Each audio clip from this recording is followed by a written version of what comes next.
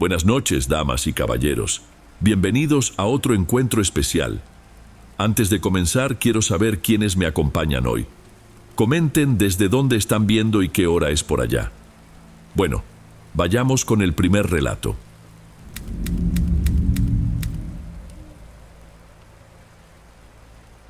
Buenas noches, Don. Espero que se encuentre muy bien. Esta historia me pasó hace unos 2 años. Mi nombre es Adalberto. En aquel entonces yo hacía unas chambitas extras para ayudar en la casa. Mi trabajo principal no pagaba mucho, así que me dedicaba a restaurar muebles antiguos. Compraba alguna pieza ya muy maltratada, le daba una arreglada en mi tiempo libre y la revendía. Fue en uno de esos trabajos que todo sucedió. Mi hermana menor necesitaba empezar un tratamiento y el dinero andaba corto. Cualquier extra era bienvenido. Apareció una clienta interesada en una cómoda que yo había anunciado.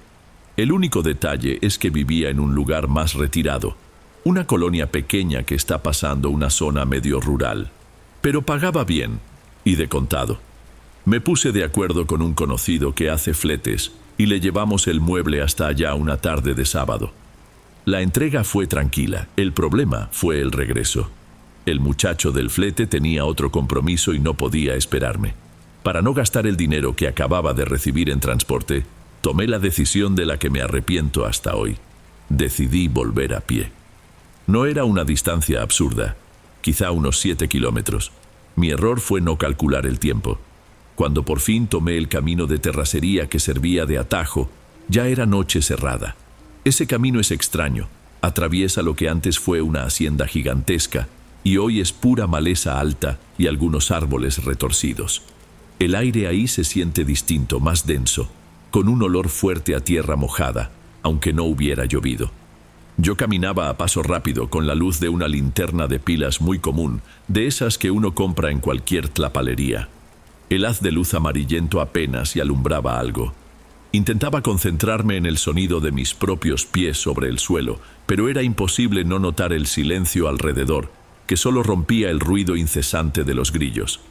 Y fue ahí, en medio de la nada, que empecé a sentir que ya no estaba solo. Uno siempre intenta engañarse, ¿no es así? Yo pensé que era solo mi cabeza jugándome una mala pasada. Cosas de quien está nervioso, caminando en la oscuridad, un animal en el monte, el ruido del viento en las hojas. Yo mismo me decía que dejara de ser miedoso y apurara el paso, que pronto llegaría a la parte iluminada del pueblo. Fue entonces que lo escuché. Empezó muy bajo, casi un zumbido. Dejé de caminar por un segundo, tratando de entender si el sonido venía de afuera o de dentro de mi propia cabeza. Pero se volvió un poco más nítido. Era una melodía, una música de cajita de juguetes, ¿sabe? Esas notas de metal, medio desafinadas y lentas. Una canción de cuna que no encajaba para nada con aquel lugar. Al principio no sentí miedo, más bien me sentí muy confundido. ¿Quién iba a estar ahí en medio de la nada con una cosa de esas? Pensé que podría ser una trampa, alguien intentando llamar la atención para asaltarme. Apunté la linterna en la dirección de donde el sonido parecía venir, barriendo con la luz el zacate alto a la orilla del camino. La música se detuvo, de golpe. Y fue en ese exacto instante de silencio que el haz de mi linterna la encontró. A un lado del camino, delimitando la antigua siembra, había una cerca de alambre de púas que se caía a pedazos, con postes de madera ya torcidos y podridos. Encima de uno de esos postes estaba sentada una persona. Digo sentada, pero no era exactamente eso. Estaba en equilibrio, como un pájaro posado en la punta delgada del poste, que no debía ser más grueso que mi brazo. Era la silueta de una mujer o de una muchacha de espaldas a mí. Llevaba un vestido sencillo y estaba completamente inmóvil. Era imposible que alguien se equilibrara de esa manera. Imposible. Me quedé congelado ahí mismo, en medio del camino. La luz de la linterna temblaba un poco en mi mano, pero no podía desviarla. Mi cerebro buscaba una explicación, cualquiera, pero no había explicación. Solo estaba esa figura, parada de un modo que no debería existir. No sé decir cuánto tiempo me quedé ahí parado, solo mirando aquella silueta.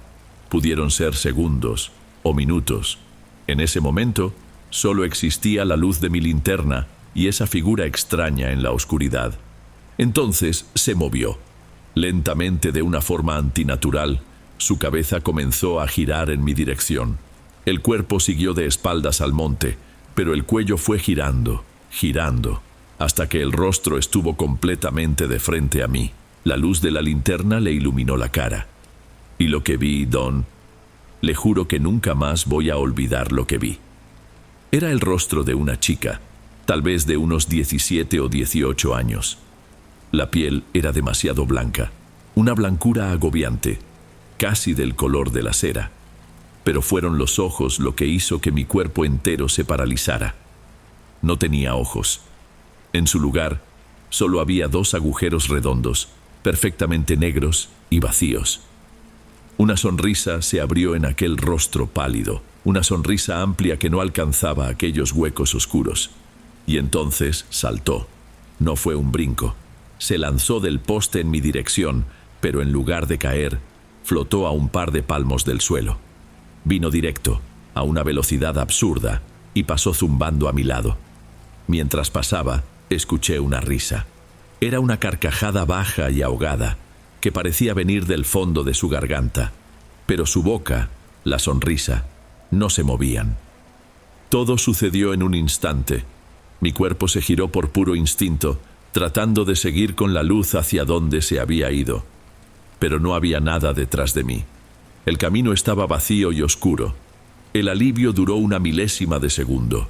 Fue el tiempo justo para sentir un aire frío en mi nuca, un olor a polvo, a lugar cerrado y a moho.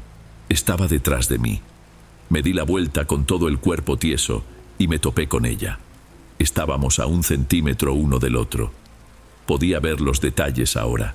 La piel que parecía papel viejo, los labios finos estirados en esa sonrisa que no se movía, y aquellos agujeros negros que parecían absorber la poca luz del ambiente. La risa continuaba, el mismo sonido ahogado, pero su rostro estaba inmóvil como una máscara. Mi mirada bajó por puro pánico. Su vestido, sencillo y oscuro, terminaba en la nada. No tenía piernas, no tenía pies. Flotaba frente a mí. Levantó la mano derecha despacio. Los dedos eran largos y pálidos, y me tocó en el hombro. No fue un toque agresivo, fue un toque ligero, casi curioso, como si estuviera confirmando que yo era real. Pero el frío de ese toque era un hielo que no era de este mundo, que atravesó mi camisa, mi piel, y se instaló directamente en mi hueso. Me miró fijamente por un segundo más con aquellos vacíos. Y entonces, de la nada, así como apareció, se lanzó hacia atrás, hundiéndose en la oscuridad del monte y desapareciendo entre los árboles. La risa se fue apagando con ella, hasta que el único sonido volvió a ser el de los grillos. Me quedé ahí, solo de nuevo, incapaz de mover un solo músculo. Mi hombro ardía con el frío de su toque. Ese frío en mi hombro fue lo que me hizo despertar de aquel trance, lo que me devolvió el cuerpo. Fue como una descarga eléctrica que me llenó de pánico. Mi cerebro solo pudo formar una única orden, la más básica de todas: corre. Y corrí. Corrí como nunca había corrido en mi vida, ni cuando era niño. No me atreví a mirar atrás, solo me lanzaba por el camino de terracería, tropezando en los baches, con la luz de la linterna balanceándose sin control en mi mano, y las sombras de los árboles parecían estirarse y moverse de forma extraña a mi alrededor. Fue cuando el ruido comenzó en la maleza, a mi lado derecho. No era un sonido normal, no era un animal asustado huyendo de mí. Era algo pesado, algo grande, quebrando ramas secas y aplastando el follaje con una fuerza que hacía vibrar un poco el suelo. Y lo más aterrador, aquello me seguía el paso.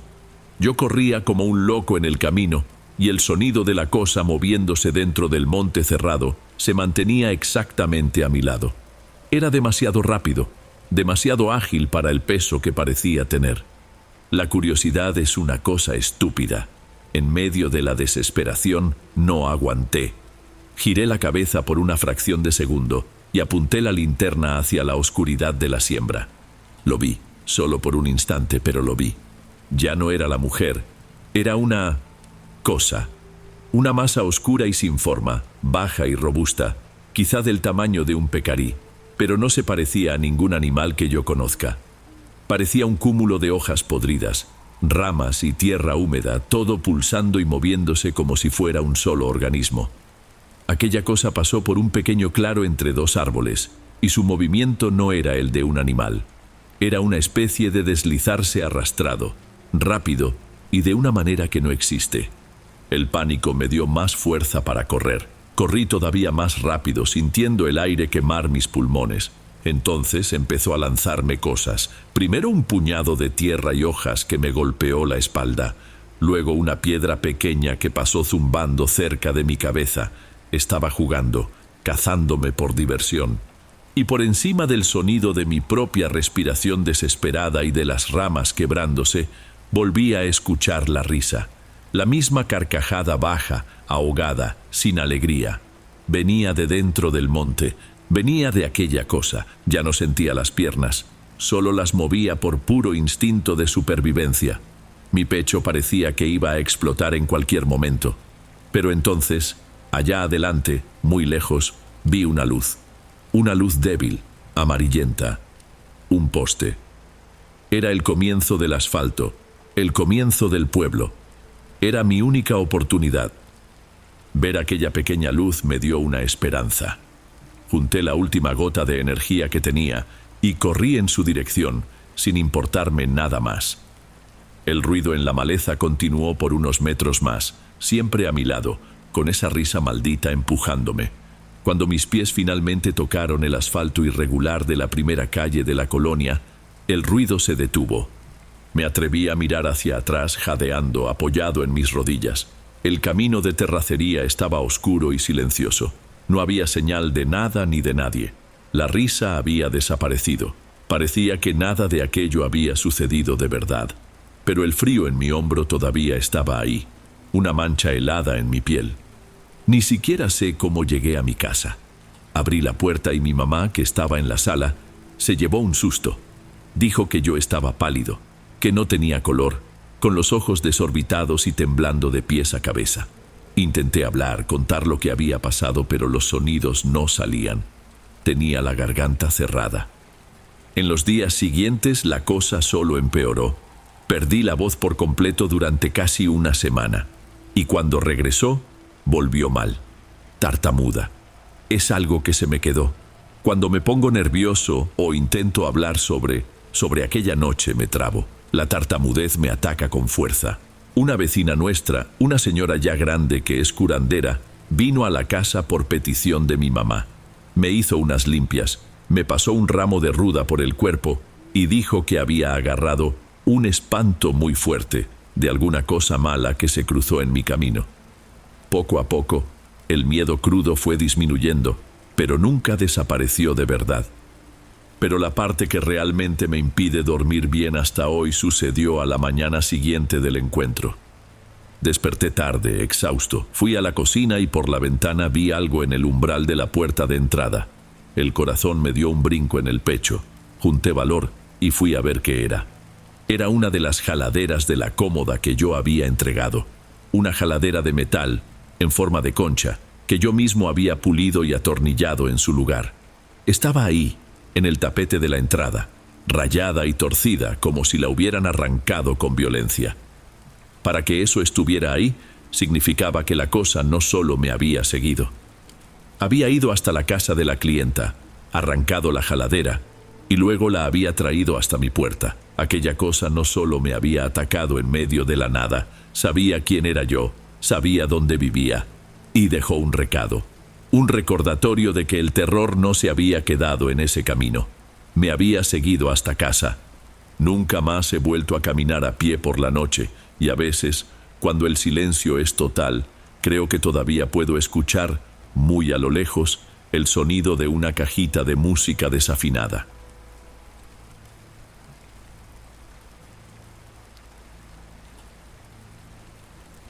Antes de pasar al siguiente relato, asegúrate de estar suscrito al canal y de haber activado la campanita para recibir las próximas historias. Aprecio mucho tu compañía y tu apoyo hace toda la diferencia. Bueno, sigamos.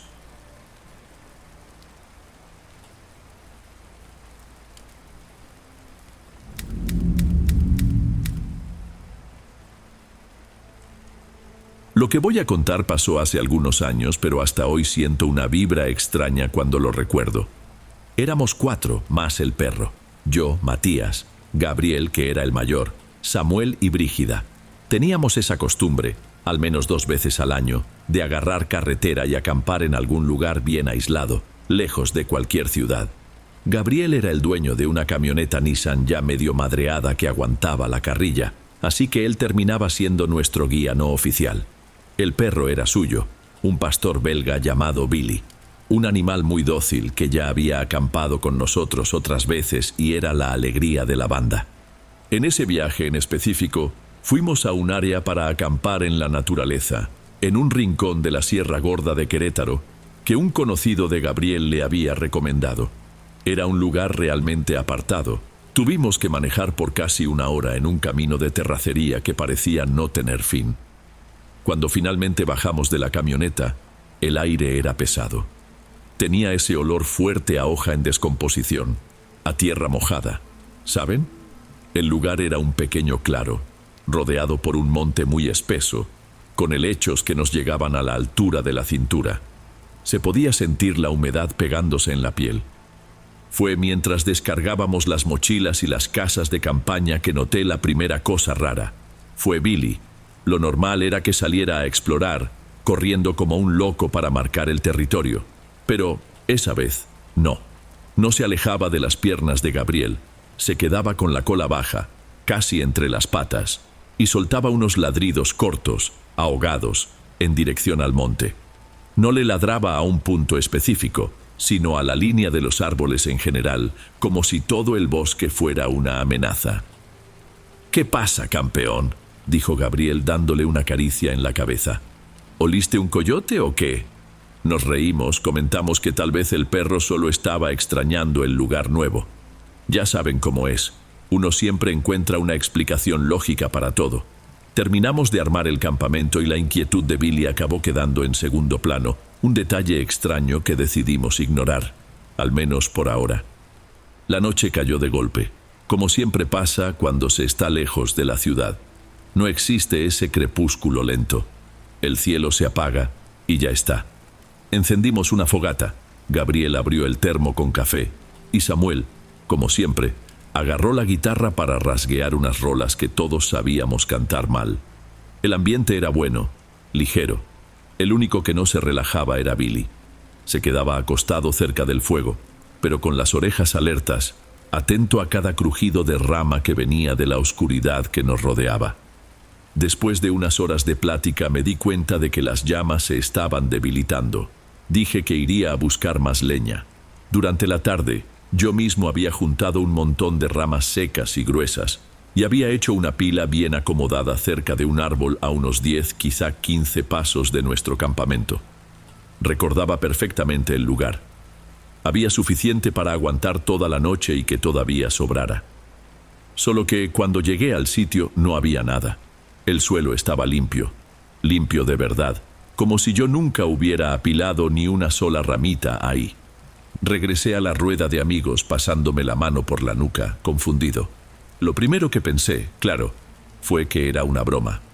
«Ya, estuvo bueno, pueden devolverla», dije mirando principalmente a Samuel, que era el más payaso del grupo. Él dejó de tocar la guitarra y me miró con cara de no estar entendiendo nada. «¿Devolver qué, güey?»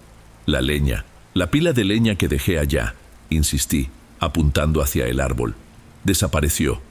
Gabriel se levantó, serio, y fue hasta allá conmigo, iluminando el camino con la linterna. Barrió el suelo con el haz de luz. Nada. Ni siquiera el suelo parecía removido. Era como si mi recuerdo de esa pila de madera fuera una invención. «Matías, ¿no la dejaste en otro lado?», preguntó con ese tono calmado que a veces me irritaba. «Estoy seguro de que fue aquí, Gabriel, no estoy loco». Fue Brígida quien cortó la discusión con la voz un poco más baja. «Oigan, el fuego se va a apagar». Aquello lo resolvió. No podíamos quedarnos en la oscuridad total. No había de otra. Íbamos a tener que entrar un poco en el monte para juntar más ramas. Me sentí como un completo idiota, pero también era mi responsabilidad resolverlo. Yo, Brígida y Samuel nos ofrecimos. Viéndonos agarrar las linternas, Gabriel le abrochó la correa al cuello de Billy, que gimoteó en voz baja. «Esperen, voy con ustedes». Y así, nosotros cuatro, con el perro visiblemente contrariado, dejamos la seguridad de la fogata y nos adentramos en la densa oscuridad del monte. No caminamos ni 5 minutos hacia adentro del monte y la atmósfera cambió por completo. La luz débil de nuestra fogata desapareció detrás de nosotros y la oscuridad pareció volverse más espesa, como si tuviera peso. El aire se puso más frío y el sonido de los grillos y las cigarras que oíamos desde el campamento simplemente se murió. El único ruido era el de nuestros propios pies aplastando las hojas secas en el suelo. Al menos, eso fue lo que pensé al principio. Gabriel iba adelante con la linterna más potente, barriendo el haz de luz de un lado a otro. Billy caminaba con el cuerpo agachado, pegado a su pierna, tan tenso que parecía un resorte a punto de dispararse. Yo venía justo detrás, con Brígida y Samuel cerrando la fila. Fue cuando lo oímos. Un crujido fuerte, inconfundible, de una rama gruesa partiéndose en algún lugar a nuestra derecha. Todos nos detuvimos en el mismo instante, congelados. Gabriel giró la linterna bruscamente en dirección al sonido, pero el círculo de luz solo reveló más árboles, más lianas, más oscuridad. «Debe ser un armadillo o algo así», susurró Samuel, pero sonó más como una pregunta que como una afirmación. Nadie respondió. Seguimos caminando, pero ahora el silencio era diferente. Era un silencio pesado, cargado de una atención que ninguno de nosotros quería tener. Y los ruidos continuaron. Ya no eran tan claros, eran más sutiles. Un arrastrar de hojas que no coincidía con el ritmo de nuestros pasos. Un chasquido suave muy a la izquierda, casi fuera del alcance del oído. Era la horrible sensación de que había alguien más caminando con nosotros, manteniéndose de una forma espeluznante siempre en el límite de la oscuridad, donde nuestra luz no llegaba. Fue ahí que Billy empezó a gruñir. No era un ladrido de alerta, era un gruñido bajo que venía del fondo de su pecho, que vibraba en el pecho del animal. El pelo de su lomo estaba todo erizado y Gabriel necesitaba sujetar la correa con las 2 manos porque el perro hacía fuerza, queriendo avanzar hacia la negrura. Ya estábamos juntando algunas ramas caídas, cada uno con un fajo torpe en los brazos, cuando Brígida me agarró el codo con una fuerza que me asustó. Su mano estaba helada. «Matías», susurró, y su voz casi no salía. «Hay alguien parado ahí».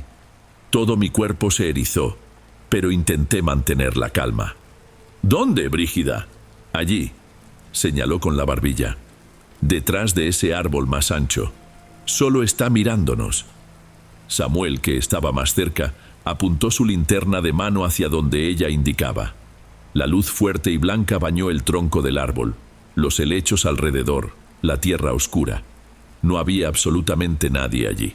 «No hay nada ahí, Brígida, estás nerviosa», dijo Samuel, pero su voz también falló un poco al final. Continuamos por unos metros más. El ambiente ahora era pésimo. Ya nadie hablaba. Solo queríamos agarrar el mínimo de leña para no pasar la noche en la oscuridad y largarnos de ahí. Fue cuando el propio Samuel se detuvo de repente, haciendo que yo chocara con su espalda. «¡Puta madre!», jadeó. «Lo vi. Juro que lo vi. Había una silueta ahí, entre esos 2 troncos». Gabriel, ya sin paciencia, giró la linterna principal hacia el lugar indicado. Y, de nuevo, la luz potente solo encontró el monte vacío e indiferente. Yo era el único que no había visto nada. Para mis ojos era solo la oscuridad normal de un bosque por la noche. Pero mis 2 amigos estaban aterrados. Y el perro actuaba como si estuviéramos cara a cara con un depredador. Intentaba aferrarme a la lógica, al cansancio, a la sugestión del miedo, pero una duda fría ya estaba empezando a aparecer en mi cabeza. Algo estaba muy, muy mal. No sé qué me dio. Tal vez fue un intento idiota de hacerme el valiente, o tal vez solo quería terminar con esa situación lo más rápido posible. Tenía miedo, claro, pero creo que mi terquedad era mayor. Junté toda la leña que pude cargar en los brazos y hablé con una firmeza que no sentía. «Basta, ya tenemos suficiente. Regresemos». Hice el esfuerzo de ir al frente, como si quisiera probar un punto. Una estupidez completa, lo sé hoy. Gabriel y Billy venían justo detrás de mí, y luego Brígida y Samuel, prácticamente caminando pegados el uno al otro. Caminamos tal vez unos 20 metros en el camino de vuelta. El gruñido bajo de Billy se había transformado en un llanto fino, agónico. Y fue en ese momento que lo vi. No fue como los otros lo habían descrito. No era una persona escondiéndose. Fue un movimiento completamente equivocado, por el rabillo del ojo. Dejé de caminar en el acto. Entre dos árboles grandes, a unos 30 metros de nosotros, se formó una sombra. Era alta, más alta que un hombre común. Y era delgada, demasiado delgada, de una forma que no parecía natural. No se escondió de nosotros, simplemente se quedó ahí, una silueta perfectamente recortada contra la oscuridad más profunda, una mancha todavía más oscura que la propia oscuridad. Entonces se movió de nuevo, y fue ese movimiento el que rompió mi lógica, el que rompió algo dentro de mí. No caminó, no corrió, se deslizó. La figura se desplazó de aquel árbol a otro, a unos 5 metros al lado, en una fracción de segundo, sin hacer un solo ruido. Fue un movimiento liso, imposible, como si fuera humo negro escurriéndose por una pared invisible. Repitió el gesto acercándose. Se deslizaba de un tronco a otro, una silueta alargada que parecía estirarse y contraerse. Cada vez que se detenía, yo sentía como si un par de ojos estuvieran fijos en mí, aunque no pudiera ver rostro, facciones, nada. La leña que cargaba se me cayó de los brazos haciendo un ruido seco que rompió el silencio. Gabriel, dándose cuenta de que me había quedado pasmado, preguntó con la voz temblorosa: «Matías, ¿tú lo viste?» Solo pude asentir con la cabeza. No podía hablar. Parecía que el aire había desaparecido. A mi lado, oí a Brígida soltar un sonido ahogado, un sollozo de pavor. Intentó gritar, pero lo que salió fue un chillido agudo y débil. Todos estábamos así, atrapados. Queríamos correr, gritar, hacer cualquier cosa, pero nuestros cuerpos simplemente no obedecían. La figura se detuvo detrás de un último árbol, peligrosamente cerca de nosotros. Solo veíamos su contorno, observándonos desde la oscuridad. Los segundos parecían no pasar nunca. Entonces una voz rasgó el silencio. Fue Gabriel. «¡Corran, ahora!». Su orden fue lo que rompió nuestra parálisis. El instinto de supervivencia finalmente le dio una patada a nuestro cerebro. Nadie pensó, nadie miró hacia atrás. Solo corrimos. Corrimos de una manera desesperada, tropezando con raíces, con ramas delgadas arañándonos la cara y los brazos. El único sonido del mundo era el de nuestra respiración jadeante, el ruido de nuestros pies aplastando el suelo del bosque y los ladridos frenéticos y aterrorizados de Billy, que corría por su vida junto con nosotros. Salimos del monte como una manada de animales asustados, tropezando hacia el claro, jadeantes, sucios de tierra. Corrimos hasta la fogata, que a esas alturas era solo un montoncito de brasas rojas y pulsantes. Durante varios segundos nadie pudo hablar.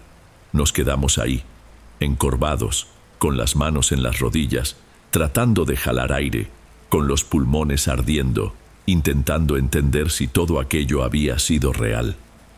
Fue Gabriel quien levantó la cabeza primero, apuntó la linterna hacia un lado de nuestro campamento, y todos miramos en la misma dirección. La leña estaba ahí, pero no solo estaba ahí, estaba apilada, perfectamente apilada, de una forma que ninguno de nosotros haría. Las ramas estaban alineadas por grosor, de la más gruesa a la más fina, formando un rectángulo perfecto. Era una pila mucho más organizada que la mía, casi decorativa. Aquello no era un alivio, era una burla, era un mensaje terrible. La criatura no nos atrajo al monte por una razón cualquiera. Estaba jugando con nosotros. Nadie dijo una palabra. ¿Qué podíamos decir? La prueba de que no estábamos locos estaba justo ahí, en la forma de esa pila de madera imposible. El pánico de la carrera dio paso a una confusión helada que era casi peor. Billy, que se había calmado por un instante, volvió a gruñir. Aquel mismo gruñido bajo, vibrante, dirigido hacia la oscuridad de la que acabábamos de huir. Gabriel se arrodilló a su lado, la mano en el pelo del perro. «Calma, campeón, calma, ya todo está bien». Y fue en ese exacto momento que pasó. Fue rápido, demasiado rápido para que el cerebro lo procesara. Oímos un único sonido viniendo de la oscuridad. No fue una pelea, no fue un gruñido de ataque. Fue un gañido corto, agudo y terriblemente ahogado, como si una mano gigante hubiera tapado el hocico del perro a medio ladrido, y ese sonido fue seguido por un chasquido húmedo, un ruido mojado de algo partiéndose con violencia, y entonces un silencio absoluto. «¿Billy?», llamó Gabriel, su voz subiendo una octava, ya rompiéndose en pánico. Apuntó la linterna hacia el lugar donde estaba el perro, a 1 o 2 metros de él. No había nada. El suelo estaba vacío. Corrimos hasta allá. Caída sobre las hojas secas, encontramos la correa de cuero de Billy, reventada. No parecía cortada, sino estallada, como si hubiera sido arrancada con una fuerza absurda. Y a su lado, un charco oscuro y espeso comenzaba a formarse en el suelo del bosque. Un rastro de sangre salía de ahí y se arrastraba en dirección a la línea de los árboles, desapareciendo en la oscuridad después de unos pocos metros. Nadie gritó, nadie lloró. Creo que el shock fue demasiado grande para permitir cualquier reacción normal. Gabriel se quedó de rodillas en la tierra, mirando la correa rota en su mano, repitiendo el nombre del perro en un susurro que apenas se oía. No discutimos. En un silencio robótico, desarmamos las casas de campaña, aventamos todo de cualquier manera a la batea de la Nissan y nos largamos en medio de la madrugada, dejando atrás la fogata moribunda y aquella pila de leña perfectamente arreglada como una prueba bizarra de lo que había sucedido. Nuestra amistad, que parecía tan fuerte, simplemente se deshizo después de esa noche. Gabriel nunca me culpó en voz alta, pero yo lo veía en su mirada. La culpa era mía. Fui yo quien se preocupó por la leña. Fui yo quien inició aquella caminata hacia la muerte. Hasta el día de hoy, cuando cierro los ojos en el silencio de mi cuarto, todavía puedo oírlo. No es mi miedo, no son los gritos de mis amigos. Lo que oigo es aquel gañido corto y ahogado, y el sonido húmedo y final de algo rompiéndose en la oscuridad.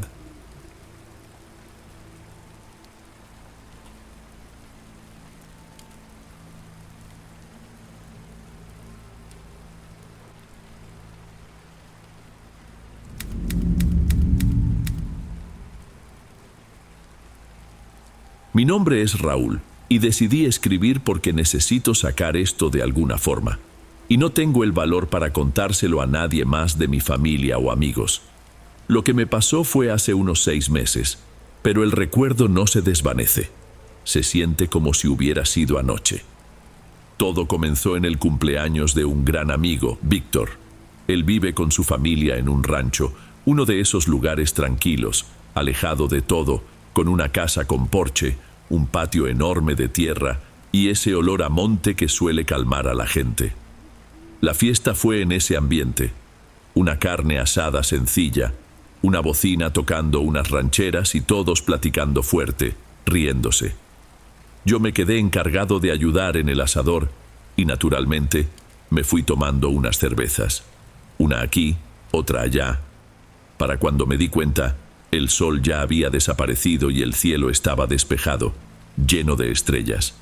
Allá como a las 10 y pico de la noche, el cansancio de la semana comenzó a pesarme de verdad. La cabeza ya la tenía medio lenta por la bebida y solo podía pensar en mi cama. El único problema era la distancia. Para volver al pueblito donde vivo, tendría que enfrentar el camino de terracería principal, que da una vuelta inmensa. Serían unos 40, tal vez 50 minutos de caminata en la oscuridad. Fui con Víctor para despedirme. Estaba cerca de la lumbre con un vaso en la mano. ¿Ya te vas, hombre?, preguntó, dándome una palmada amistosa en la espalda. Quédate otro rato. Necesito irme, amigo. Estoy hecho polvo, respondí, sin poder ocultar un bostezo. Y mañana todavía tengo unas cosas que resolver bien temprano.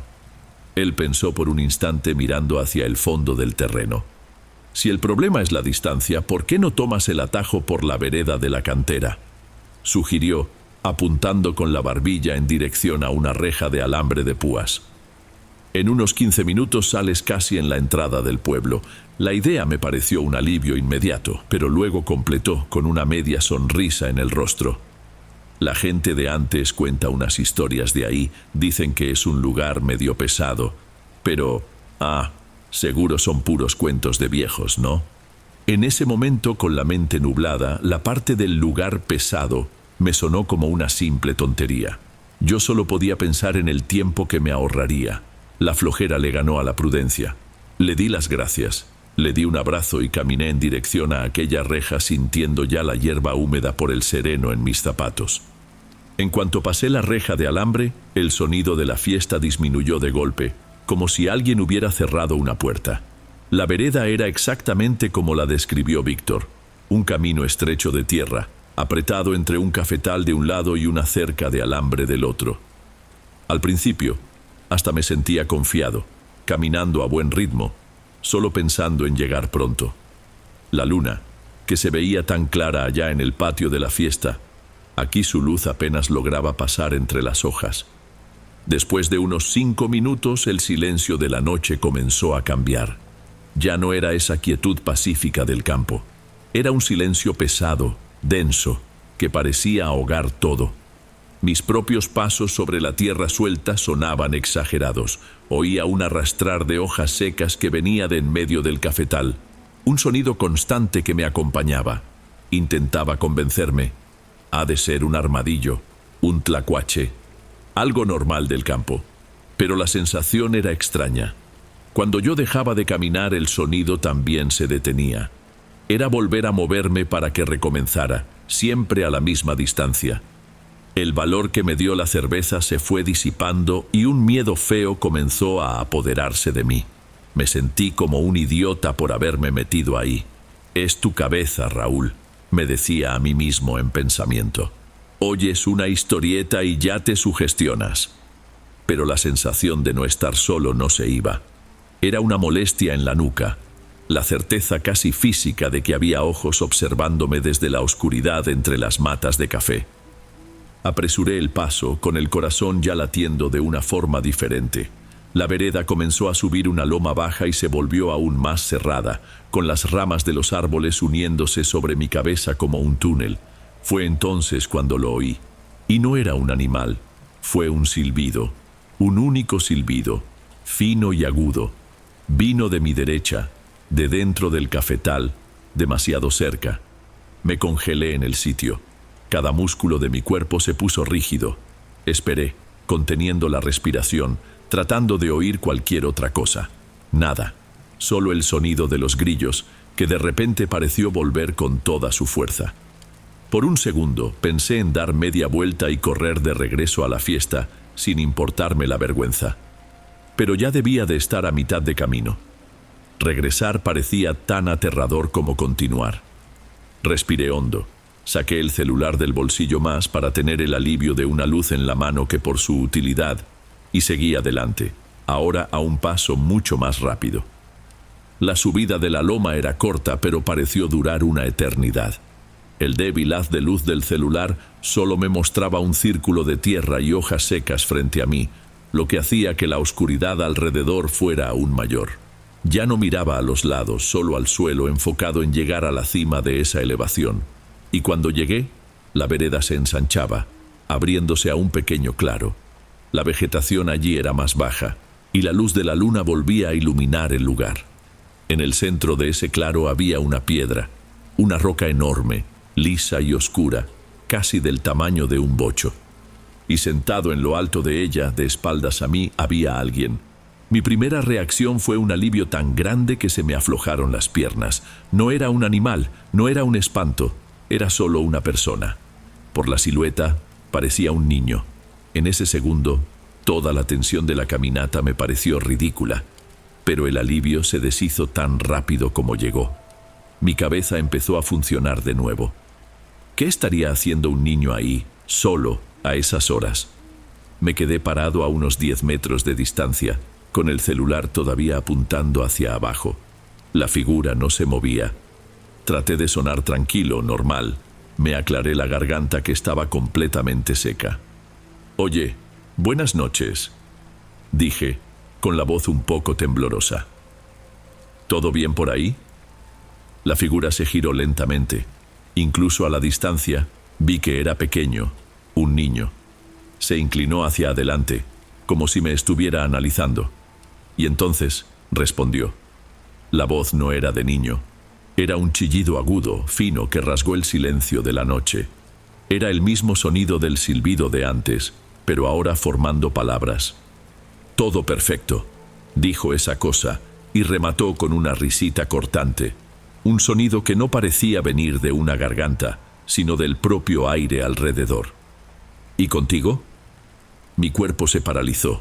No era una persona. La forma en que sonaba la voz, la risa que no tenía nada de alegre. Había algo muy malo ahí. Di un paso hacia atrás, el instinto gritándome que me diera la vuelta y corriera como un loco. Fue demasiado tarde. En un movimiento que no puedo explicar, la figura ya no estaba en la piedra. Estaba frente a mí. No hubo salto, no hubo carrera. En un instante estaba allá, y al siguiente, aquí. Antes de que pudiera reaccionar, sentí un golpe violento en el rostro. Una bofetada, a mano abierta, con una fuerza que me tronó el cuello e hizo que el celular saliera volando, la pantalla apagándose al chocar contra el suelo. Caí de lado, mareado, con un zumbido fuerte en el oído. Un olor penetrante a tierra mojada y a electricidad, como el olor que precede a una tormenta, lo invadió todo. Cuando mi vista enfocó de nuevo, la criatura estaba parada a un paso de mí. Ahora la veía claramente.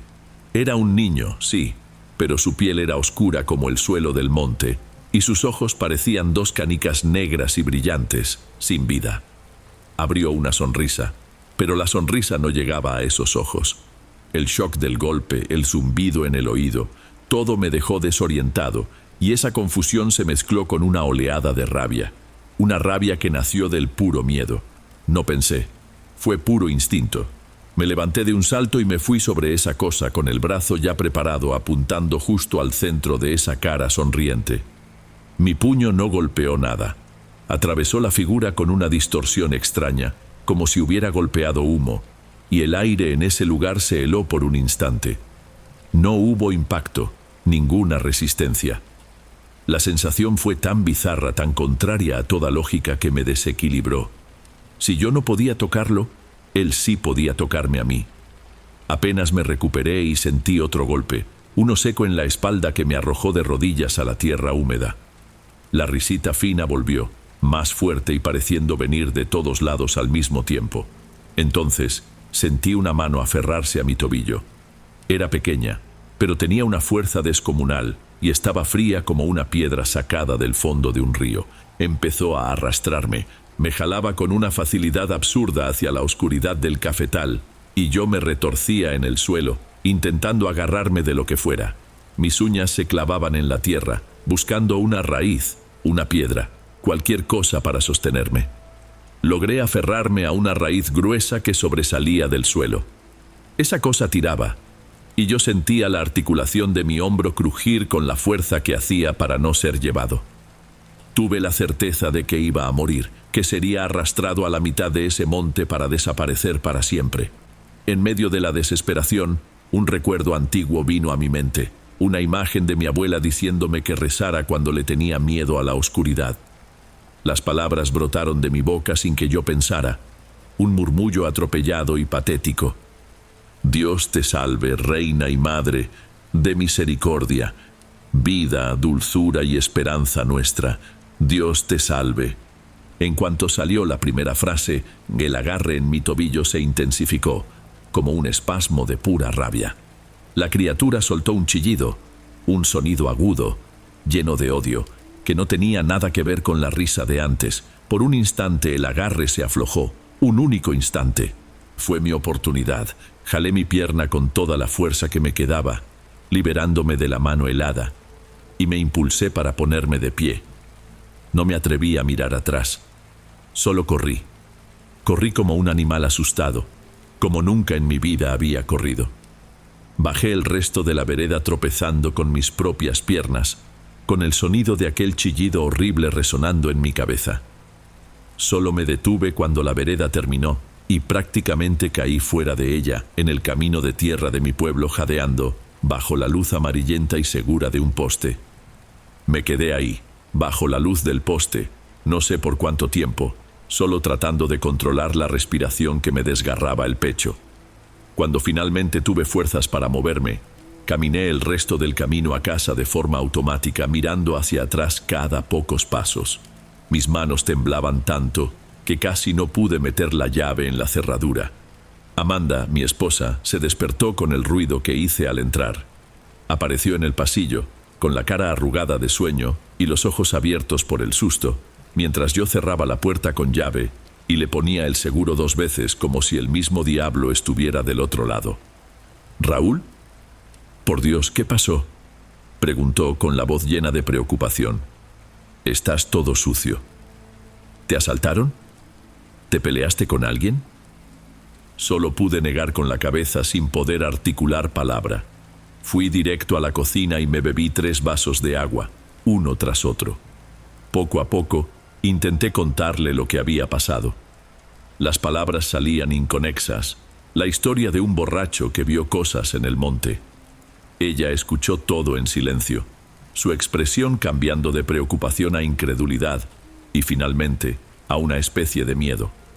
No se burló de mí. Creo que el pavor en mis ojos se lo impidió. Cuando terminé, se quedó callada un momento antes de hablar, con la voz baja. Mi abuela siempre lo advirtió. Decía que nunca, por ningún motivo, pasáramos cerca de esa cantera después de que se mete el sol. Me ayudó a limpiar los rasguños, me empujó a la regadera y me hizo acostarme. Pero no dormí. Pasé la noche entera con los ojos abiertos, mirando el techo, sobresaltándome con cada crujido de la casa. A la mañana siguiente, la luz del sol que entraba por la ventana del cuarto trajo una falsa sensación de que todo estaba bien. El dolor de cabeza de la cruda era fuerte, y por un momento quise creer desesperadamente que todo había sido una pesadilla, una alucinación por la bebida. Me levanté, fui al baño a echarme agua en la cara. Fue cuando Amanda entró al cuarto. Se detuvo en la puerta y se llevó la mano a la boca. Dios mío, Raúl, ¿qué es eso?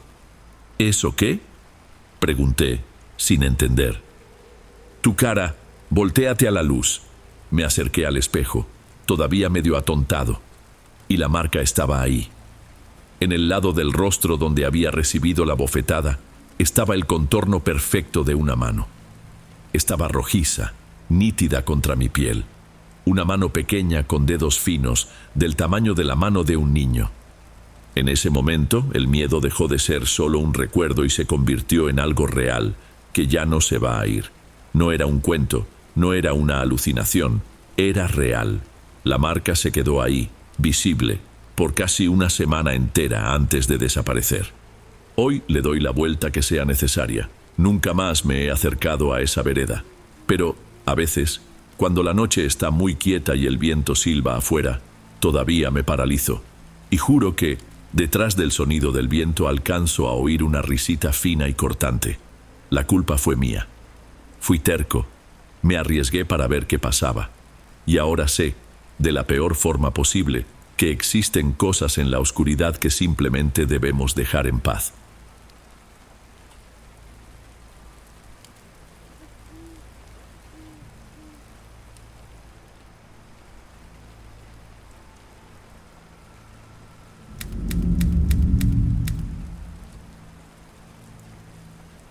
Buenas noches, Don. Mi nombre es Sergio. Lo que voy a contar me pasó hace ya bastantes años, pero hasta hoy, cuando el silencio de la carretera aprieta, el recuerdo regresa con toda su fuerza. Soy trailero, una vida que heredé de mi padre. En aquel entonces, yo andaba en una etapa complicada. Acababa de gastarme una fortuna en un ajuste completo del motor de mi camión, un Kenworth viejo que era mi ganapán. La cuenta del taller me secó los ahorros y encima me dejó endeudado. Estaba aceptando cualquier flete que saliera, sin pensarlo 2 veces. Fue en esa situación que me llamó Vicente. Vicente era un coyote de fletes, un intermediario. Todo el mundo en el medio conocía su fama. Conseguía los viajes más extraños, esos que pagaban demasiado bien para hacer algo derecho. Yo mismo ya le había rechazado un par de jales antes, pero como dicen, la necesidad tiene una voz que grita más fuerte que el sentido común. Estaba en la cocina de la casa de mi suegra, tomándome un café de olla recién hecho, cuando sonó el teléfono. «¿Qué onda, Sergio? ¿Puedes hablar?». Su voz se escuchó un poco rasposa en la llamada. «Depende del asunto, Vicente», respondí secamente. «Calma, hombre, es algo bueno. Salió un trabajo para ti, rápido, de un solo día. Buena paga, en efectivo, la mitad por adelantado». Hizo esa pausa que yo ya conocía, la pausa de quien va a soltar el problema. Es un transporte particular, medio reservado. Aquella palabra, reservado, ya me dio un escalofrío. En nuestro lenguaje, eso podía significar cualquier cosa, desde fayuca hasta algo mucho peor. ¿Reservado cómo? ¿Qué tipo de carga?, pregunté tratando de mantener la voz firme. Vicente soltó una risita. Solo es llevar unas cajas de madera de un rancho a otro, aquí en la región. El dueño es gente mayor, no le gustan los extraños ni que anden preguntando mucho. Por eso pensé en ti. Eres de confianza, haces lo tuyo y te vas. La oferta del dinero en mano por adelantado era exactamente lo que necesitaba para liquidar la deuda con el taller. Luché contra mi propia intuición, esa voz que me gritaba que colgara y me olvidara del asunto. Pero la imagen del recibo del mecánico en mi cartera ganó. Vicente me pasó la dirección y a la mañana siguiente, allá fui. Tomé un camino de terracería, de esa tierra colorada que el sol agrieta y la lluvia convierte en jabón. Después de casi media hora sacudiéndome, vi la reja de alambre de púas que había mencionado. El lugar era más sencillo de lo que imaginaba. Un terreno grande, con el monte ya comiéndose los bordes, una casita pequeña y una galera con techo de lámina que brillaba bajo el sol caliente. En cuanto detuve el camión, 2 hombres salieron de dentro de la galera. Eran figuras que el tiempo había castigado, ¿sabe? Flacos, callados, con la piel quemada. Uno de ellos, el más viejo, masticaba un palillo en la comisura de los labios. Ni los buenos días me dieron. «¿Es el flete que arregló Vicente?», preguntó el más joven con una voz arrastrada, sin mucho ánimo. Yo solo asentí con la cabeza confirmando. El más viejo entonces se acercó y extendió la mano. No para un apretón, como pensé al principio. «La llave», dijo corto y seco. «Nosotros metemos el camión para cargarlo». Aquello me subió un coraje que apenas pude disimular. «Don, no sé si usted o quienes lo escuchan lo entiendan, pero el camión, para un trailero, es sagrado. Es nuestra casa, nuestra herramienta. Nadie le pone la mano al camión de otro, es una regla no escrita de la carretera». «No hace falta, patrón, yo mismo lo meto, estoy acostumbrado a las maniobras apretadas». El hombre no se movió ni un centímetro, solo se quedó mirándome, con unos ojos hundidos que parecían no tener fin. El silencio que se hizo fue pesado, y entendí el mensaje. Yo era el intruso ahí, y las reglas eran suyas. Sentí mi orgullo quebrarse, pero tragué saliva y le entregué la llave. Me quedé afuera, en el patio de tierra apisonada, sintiéndome un inútil. Desde ahí observé cómo cargaban los 3 cajones. ¿Y qué cajones eran? Enormes, de una madera oscura, casi negra, que parecía antigua. Eran absurdamente pesados. Se necesitaron los 2 y un tercero más, que salió de la oscuridad de la galera, para levantar cada uno. No tenían agarraderas, ni nada que ayudara. Los hombres los levantaban a pura fuerza bruta, con ese gruñido bajo de quien está al límite. Cuando uno de ellos pasó cerca de mí para subir a la caja, sentí un olor extraño. No era olor a madera vieja, mucho menos a podrido.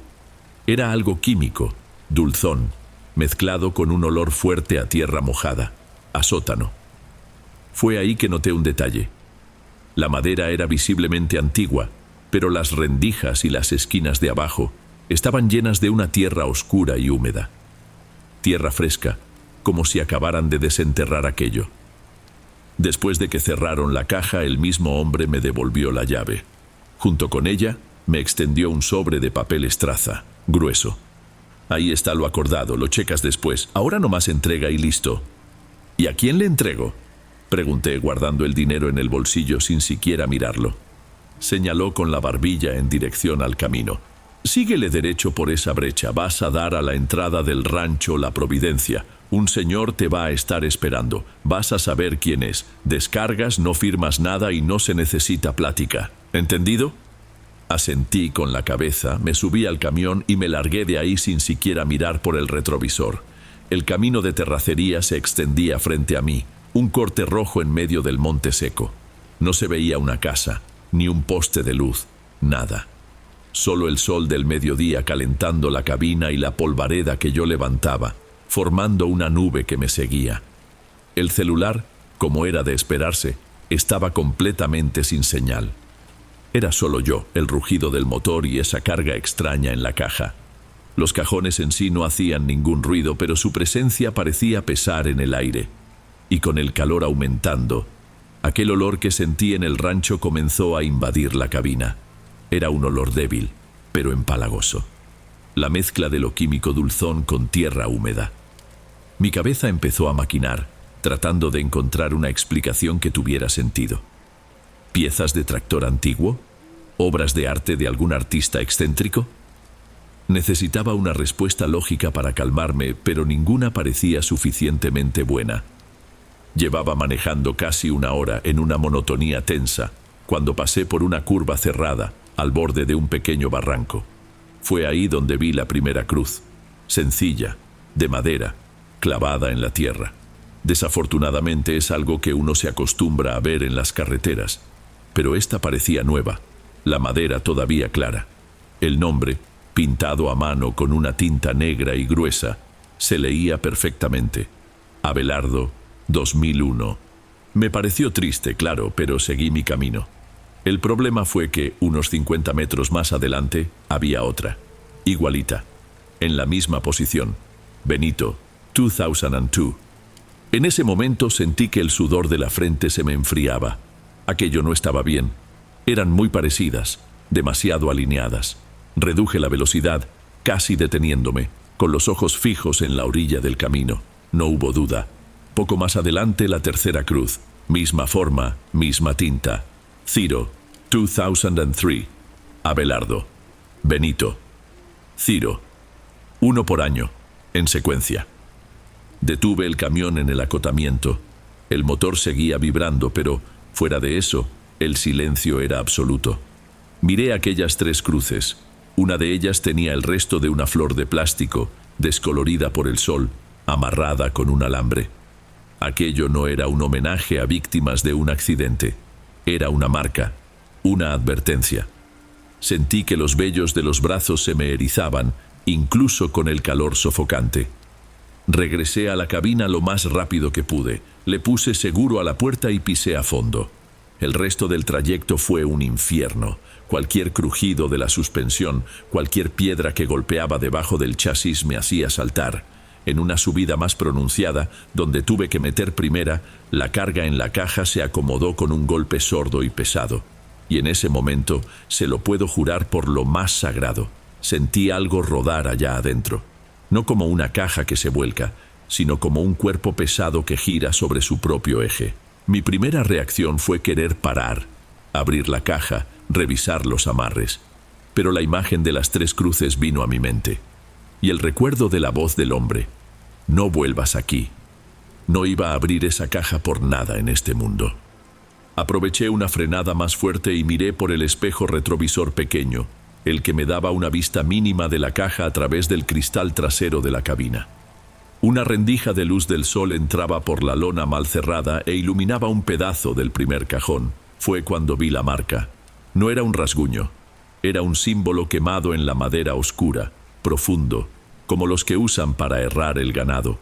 No era una letra ni un dibujo, era una forma retorcida, agresiva, algo que se sentía incorrecto solo con mirarlo, y la madera a su alrededor parecía haberse oscurecido con el calor, como si la marca hubiera contaminado el área a su alrededor. Seguí manejando con el cuerpo tenso, sintiendo cada sacudida del camión de una manera distinta. El miedo se había convertido en un nudo en la boca del estómago. Solo quería que ese camino se terminara. Y, después de lo que pareció una vida entera, se terminó. Me topé de frente con una reja de madera más robusta, y en una placa ya gastada por el tiempo, estaba tallado: Rancho La Providencia. Y parado junto a ella, como si hubiera surgido de la nada, había un hombre. Era un señor aparentando unos 70 años, pero con una postura firme. Vestía una camisa de vestir clara, pantalón de tergal y un sombrero sencillo. En una de las manos sostenía un bastón de madera oscura que usaba más como un apoyo de autoridad que por necesidad. Cuando bajé de la cabina, el alivio de haber llegado por fin se mezcló con un miedo nuevo. Su mirada era calmada de una forma que me inquietó. «Usted debe ser Sergio», habló con una voz ronca pero que no vacilaba. «Soy yo, sí, aquí está el encargo». Él recorrió con la vista la caja del camión y luego miró el suelo de tierra irregular, afuera de la propiedad. «Puede descargar y dejarlo ahí mismo». La petición era tan extraña que tardé en procesarla. El terreno era un desastre, lleno de ondulaciones y raíces. Dejar esos cajones pesados ahí era garantía de que se iban a ladear y tal vez hasta reventar. «Pero dudé dándome cuenta de que ni siquiera sabía su nombre. «Ferraz», completó él con una expresión neutra. «Puede llamarme don Ferraz». «¿Algún problema, mi hijo?» «Es que el suelo aquí está muy disparejo, don Ferraz. Si nomás los dejo ahí, la carga se puede voltear. Es muy pesada». Él me miró fijamente por un instante y no se podía saber qué estaba pensando. No había enojo ni prisa. Era una frialdad antigua. «No se preocupe por eso, el contenido no va a reclamar. Solo deje las cajas ahí en el suelo». La frase «el contenido no va a reclamar» me golpeó de lleno. Sin tener más que decir, abrí la lona y empecé el trabajo. Bajé el primer cajón usando toda la fuerza que tenía, sintiendo un tirón en la espalda. Luego el segundo. Y por último el tercero, aquel con la marca de hierro. Al apoyarlo en el suelo, se inclinó hacia un lado y escuché de nuevo, muy nítido, el sonido ahogado de un peso muerto desplazándose allá adentro. Don Ferraz observó todo, inmóvil, apoyado en su bastón. Cuando cerré la caja, sudando y con el corazón latiendo fuerte, me di la vuelta para irme. Su voz, sin embargo, me hizo detenerme. «¿El viaje estuvo tranquilo, Sergio?» La pregunta parecía inofensiva, pero me tomó por sorpresa. «Sí, señor, el camino está malo, pero uno está acostumbrado». Él dio un paso en mi dirección y por un segundo sentí ese mismo olor a tierra y a químico que venía de las cajas. «Me da gusto escucharlo», dijo con los ojos fijos en los míos. «¿No escuchó nada diferente en el camino entonces? ¿Un golpe quizás? ¿O algún tipo de lamento?» Yo simplemente me congelé, la imagen de las tres cruces, el peso rodando en la curva. Todo pasó por mi cabeza en un instante, y mentí por puro miedo. «No, señor, para nada, solo el ruido del motor». Don Ferraz entonces sonrió. Fue una sonrisa que no llegó a sus ojos, un gesto de los labios frío y vacío. «Óptimo», dijo en voz baja. «Qué bueno que no escuchó nada. Es señal de que el viaje fue tranquilo para ellos también». Ni siquiera respondí. Solo me subí a la cabina, arranqué y salí de ahí patinando llanta en la tierra. Por el retrovisor, la última imagen que tuve fue la de don Ferraz, una silueta oscura parada junto a los tres cajones contra el sol que ya empezaba a caer en el horizonte. Manejé sin rumbo por un rato, con el pie hundido en el acelerador. El miedo se había convertido en mi combustible. Solo quería poner la mayor distancia posible entre mí y ese rancho. Cuando pasé de nuevo por el tramo donde estaban las tres cruces, hice lo que cualquiera con una pizca de juicio haría. Recé en voz baja y pedí protección. Y fue en ese exacto instante que el radio del camión, que había estado apagado todo el tiempo, emitió un chillido fuerte y repentino. Un sonido de estática pura rasgó el silencio. Pero por un segundo, un único segundo, no fue solo ruido. Debajo del barullo pareció haber una voz. Un lamento largo, arrastrado y distorsionado, que se perdió en el chillido tan rápido como vino. El radio se silenció de nuevo. Llegué a casa ya entrada la noche. Mi esposa notó mi palidez Me preguntó si estaba bien. Mentí. Dije que era solo el cansancio de la carretera, un día pesado. Me di un baño largo, tratando de lavarme no solo el polvo rojo, sino la sensación sucia de aquel día. No funcionó. Esa madrugada, el sueño no llegó. Me quedé sentado en la silla de la cocina, a oscuras, y la historia entera se armó en mi cabeza, y las piezas encajaron de una forma horrible. La urgencia en la voz de Vicente. Los hombres en el rancho que no me dejaron acercarme a mi propio camión. El peso absurdo de los cajones. La tierra húmeda pegada en las rendijas de la madera. El olor. Las 3 cruces con los nombres en secuencia de años. Abelardo, 2001. Benito, 2002. Ciro, 2003. Y la frase final de don Ferraz. Es señal de que el viaje fue tranquilo para ellos también. Ellos. No dijo para la carga. Dijo para ellos. Yo no cargué solo cajones ese día, don. Yo hice el flete de cuerpos, o peor, de algo que un día fue gente, pero que ahora era otra cosa. Algo que necesitaba sellos marcados a hierro y fuego para mantenerse quieto. Algo que ellos enterraban y, por alguna razón que ni quiero imaginar, necesitaban transportar de vez en cuando. Y aquellas cruces en el camino no eran una advertencia, eran un registro. Acepté ese trabajo por dinero, para librarme de una deuda, pero el precio que pago hasta hoy es mucho más alto. Han pasado los años, pero a veces, cuando estoy solo en una carretera oscura, apago la música. Y en el silencio absoluto de la cabina casi podría jurar que escucho un peso arrastrándose lentamente en la caja vacía detrás de mí. Es cosa de mi cabeza, me repito a mí mismo. Pero el miedo que me quedó de aquel día, ese es real. Él siempre viaja como mi pasajero.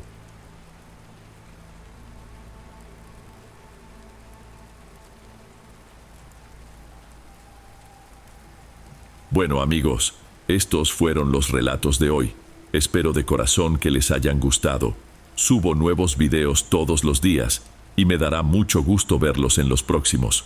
Ahora en la pantalla les dejo otros 2 buenos videos que seguro les encantarán. Un abrazo de Dom y nos vemos por allá.